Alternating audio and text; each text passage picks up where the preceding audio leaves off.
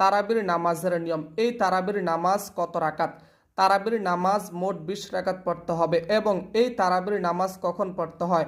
এশারের নামাজের পর থেকে শুরু করে রাত্র 12টা পর্যন্ত এই তারাবির নামাজ পড়তে পারবেন। এবং কোন সূরা দ্বারা এই তারাবির নামাজ পড়তে পারবেন? দর্শক, পবিত্র কোরআন শরীফের যেই কোনো সূরা দ্বারাই এই তারাবির নামাজ পড়তে পারবেন, তাতে কোনো সমস্যা নেই। এবং এই তারাবির নামাজের নিয়ত করবেন এইভাবে, যারা আরবিতে করতে চান।